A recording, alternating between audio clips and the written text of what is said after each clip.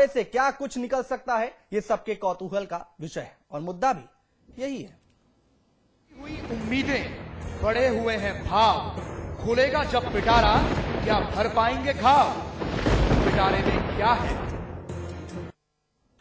जहां मंगलवार को उत्तर प्रदेश के मुख्यमंत्री अखिलेश यादव अपना दूसरा बजट पेश करेंगे, लेकिन विपक्ष के तेवरों को देखकर लगता नहीं कि सब कुछ आसानी से निपटने वाला है।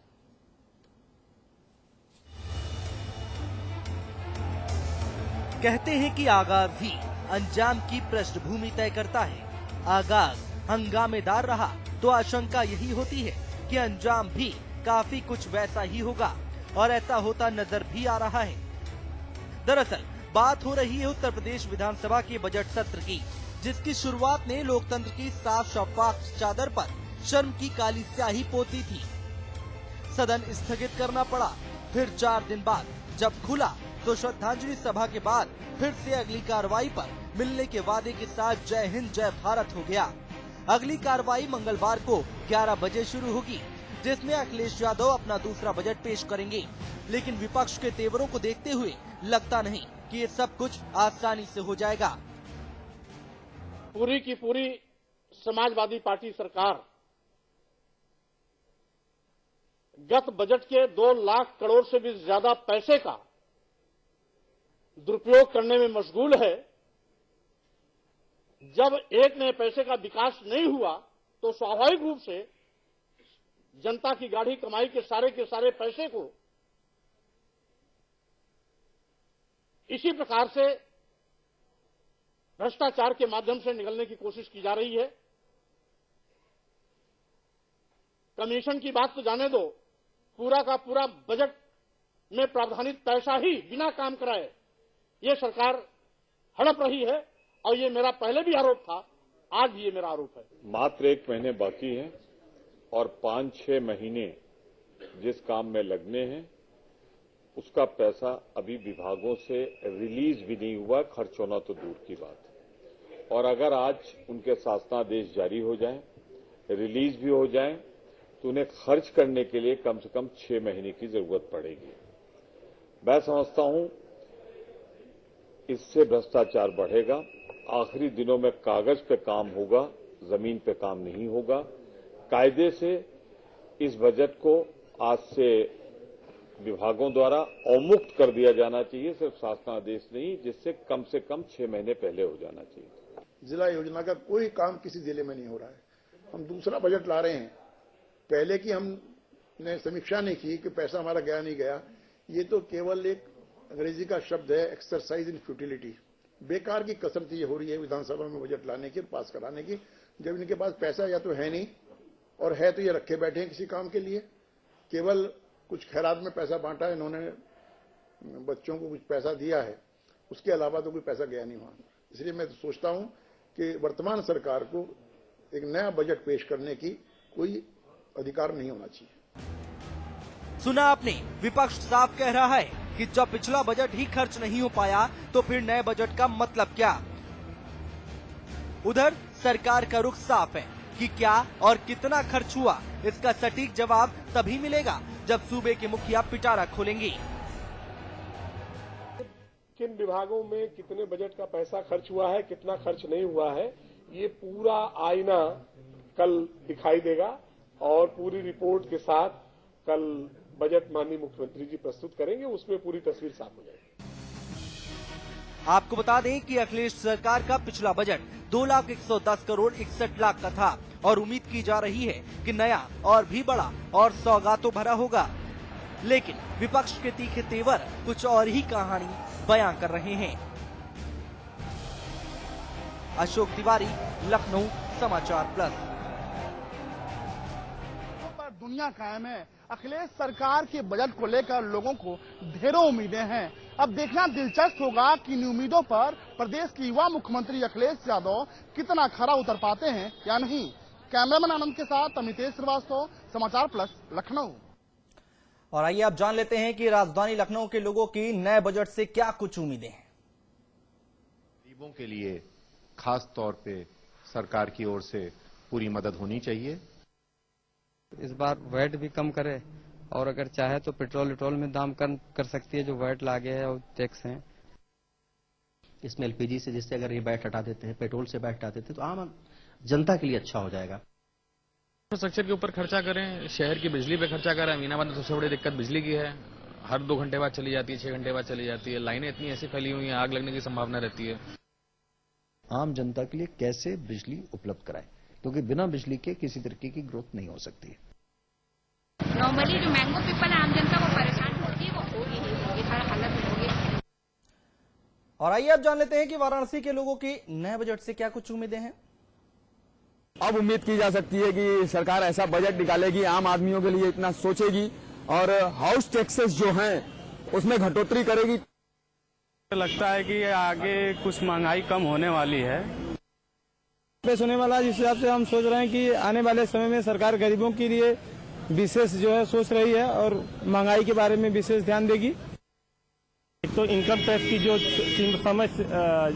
जो सीमा है उसको बढ़ाया जाए, उसको 5 लाख तक किया जाए इनकम टैक्स में छूट। और उत्तर प्रदेश के और अलग अलग शहरों में लोग क्या राय रखते हैं वो भी देख लेते हैं। सपा अपने घोषणापत्र को लागू करें और हमारी जमीन हमें वापस करें।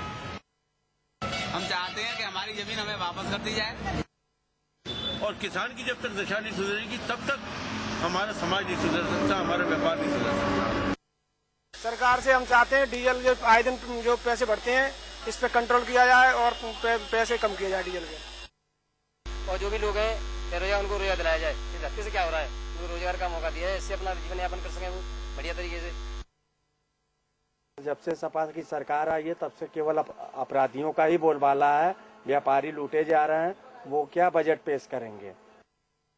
तक कुछ विशेष दिखाई नहीं दे रहा है, क्योंकि खेतिहर अलग बेहाल है, युवा जो कंप्यूटर का आशा लगाए हुए था वो अलग बेहाल है। बेरोजगारी भत्ता के संबंध में कोई बहुत अच्छा और सार्थक निर्णय नहीं लिया जा सका है। उत्तर प्रदेश की तो जिस तरह से अखिलेश यादव जी बजट पेश कर रहे हैं, तो हम लोग को नहीं उम्मीद लगती है काफी कि वो इधर के लिए कुछ करेंगे। बजट ऐसा पेश होना चाहिए जो सबके मतलब समाज के लिए कार्य वाला होना चाहिए। बेरोजगारी जो भत्ता इन्होंने दिया हुआ है उससे ऊपर उठ के ये लोग जो अनएम्प्लॉयमेंट है उसे किल करने की कोशिश करेंगे। यहाँ के किसानों को राहत दे, नए उद्योग स्थापित कर लोगों को रोजगार प्रदान कराएं और यहाँ के जो किसान अभी अतिवृष्टि हुई है उसकी जांच करा के उन किसानों को मुआवजा दिलाया जाए, किसानों के कर्ज माफ किए जाए। यहाँ पे फैक्ट्रीज वगैरह लगनी चाहिए, इससे आदमी को एम्प्लॉयमेंट मिले। हमारा यही मानना है कि वो इस बजट में कुछ ऐसा घोषणा करें कि जिससे बुंदेलखंड का विकास हो, बेरोजगारों का विकास हो। पेट्रोल पे जो प्राइसेस बढ़ रही हैं तो इसमें वैट को वो अपनी तरफ ले लें, न लगाएं। औद्योगिक विकास, पर्यटन और स्वास्थ्य पर ज्यादा खर्च करें। कि जो बहुत सारे टेक्निकल कोर्सेज जो हैं जैसे बीटेक, एमबीए, बीसीए, इनकी फीस में थोड़ी कमी की जाए। बुजुर्गों को निःशुल्क स्वास्थ्य मिलना चाहिए और उनको जीवन यापन के लिए पेंशन मिलनी चाहिए। इस बजट से हम उम्मीद करते हैं कि युवाओं को ध्यान में रख के बजट बनाया जाएगा। जो महंगाई चरम पे पहुंच चुकी है उसमें कम होगा। तो मुझे पूरी संभावना है कि इस बार का बजट जो है जनता के हित में और कल्याणकारी होना चाहिए। हम यही चाहते हैं कि फेयरली इम्प्लीमेंट हों सब जितनी भी स्कीम्स हैं। सरकार से बस यही कहूंगी, एजुकेशन सिस्टम को थोड़ा स्ट्रांग बनाएं। मुख्यमंत्री जी से हम लोग चाहते हैं कि रिक्शा मिले और रंग बसेरा मिले। बजट में हमने ये उम्मीद रखी है कि जो उन्होंने मदरसों के लिए जो है कंप्यूटर या जो भी सुविधाएं हैं उन्होंने देने के लिए मुस्लिम बच्चों को कहा है उसको उपलब्ध कराएं। हम मुख्यमंत्री जी से यही चाहते हैं कि हम लोगों को सीनियर सिटीजन में 4% के टैक्स पर रखा जाए। हम तो ये उम्मीद रखते हैं कि जो सीनियर सिटीजनशिप थी जो 11% है उसको माननीय मुख्यमंत्री जी ने कहा था कि हम 4% पे कर देंगे, तो अपने नए बजट में हम चाहते हैं कि वो 4% कर दें इसको।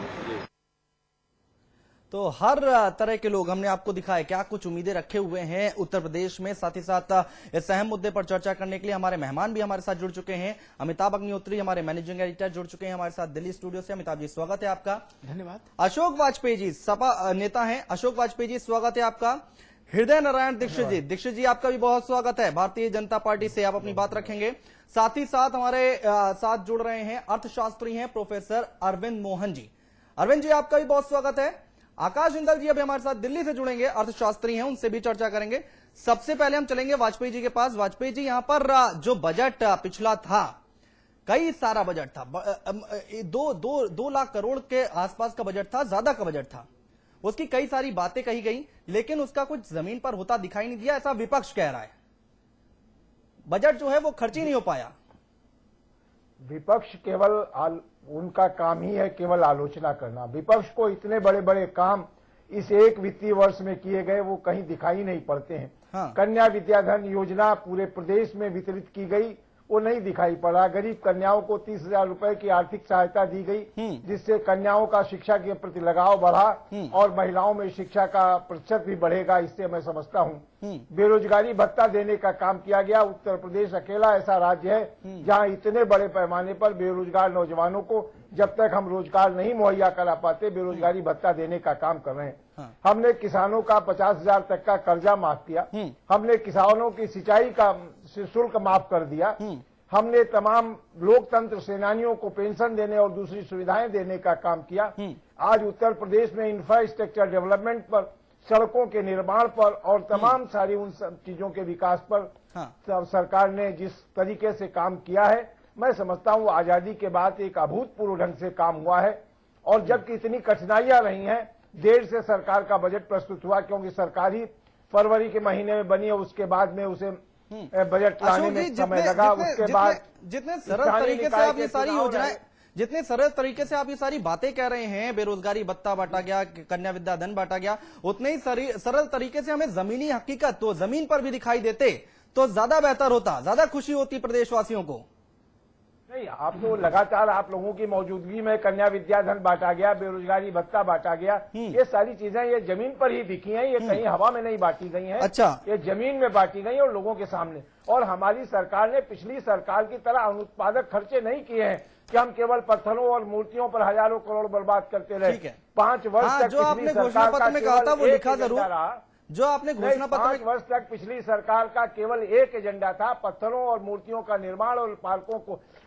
अभी वाजपेयी जी, अभी आप आपकी सरकार की बात कर लेते हैं, बीएसपी की भी बात कर लेंगे थोड़ी देर बाद। अभी आपकी सरकार की बात कर लेते हैं, कन्या विद्याधन की बात कर रहे हैं आप। लगातार विरोध प्रदर्शन हो रहे हैं, जो छात्राएं हैं वो लगातार सड़कों पर उतर रही हैं। बाकी कन्या विद्याधन ही नहीं, बजट में बहुत सारी चीजें थी, कुछ होता दिखाई नहीं दिया। किसानों की बात करें, किसानों का बहुत पैसा बकाया है। साथ ही साथ अगर आपने मोटर चालित रिक्शे की बात की थी, उसका भी ट्रायल चल रहा है। नहीं, देखिए किसानों का कहां पैसा बाकी है। किसानों के पैसे का जहां कहीं बकाया है, उसके लिए सरकार हमेशा किसानों के भुगतान के लिए, जहां गन्ना मिलों पर जो पैसा बाकी था, एक एक पैसे का भुगतान सरकार ने कराने का काम किया। और मैं समझता हूं किसानों के हित में जितने काम इस सरकार में ये कभी भी नहीं हुए हैं, और ये सरकार ही किसानों के हित में, चाहे किसानों की गेहूं खरीद का सवाल रहा हो, चाहे धान की खरीद का सवाल रहा हो, गेहूं किसानों को उर्वरक की उपलब्धता का सवाल हो, सिंचाई का, नहरों की सफाई का काम हो, जितना किसानों से जुड़े सवाल थे, उन सारे सवालों के ऊपर दीक्षित जी ने बहुत बड़े दीक्षित जी बहुत बड़े बड़े काम किए गए हैं समाजवादी पार्टी सरकार में। यहां पर सहमत नजर आ रहे हैं क्या आप? देखिए, बजट किसी भी सरकार का अर्थ संकल्प होता है। एक एफिडेविट की सरकार ये शपथ ले रही कि इतना रुपया अगर विधानमंडल हमको स्वीकृत करेगा तो हम अगले वित्तीय वर्ष तक उस धनराशि को व्यय करके जनहित के काम करेंगे। ठीक बात है। मेरे पास आंकड़े हैं, आदरणीय वाजपेयी जी मित्र हैं हमारे, और उनका कहना है कि किसानों का बड़ा विकास हुआ है, किसानों के लिए बड़े जमीनी काम हुए हैं। हाँ। पिछले वित्तीय वर्ष में पारित बजट का केवल 48% ही कृषि क्षेत्र में खर्च हो पाया है। हाँ। इसी तरह उच्च शिक्षा में केवल 47%, माध्यमिक शिक्षा में केवल 56%, प्राविधिक शिक्षा में 38%, नगर विकास में केवल 52%, सहकारिता में केवल 50%। ऐसे ही तमाम विभागों में घोषित बजट खर्च नहीं हो पाया है। और अनेक विभाग ऐसे हैं जिनका घोषित बजट में प्रस्तावित, विधानमंडल में पारित बजट जिलों तक नहीं पहुंचा। जिला योजना के कार्य रुके हुए हैं। हाँ। यहां तक कि किसानों की बात अभी आदरणीय वाजपेयी जी ने बताई है। जी। उत्तर प्रदेश के अधिकांश ट्यूबवेल सरकारी लिखा पढ़ी के अनुसार 8,000 से ज्यादा सरकारी ट्यूबवेल बंद हैं। सरकारी आंकड़ों के हिसाब से, इसी सरकार के आंकड़े हैं, नहरों की सिल्ट सफाई की इसी रबी के में सिंचाई करने की दृष्टि से जितने किलोमीटर की योजना बनी थी उसका 50% भी सिल्ट सफाई नहीं हो पाई।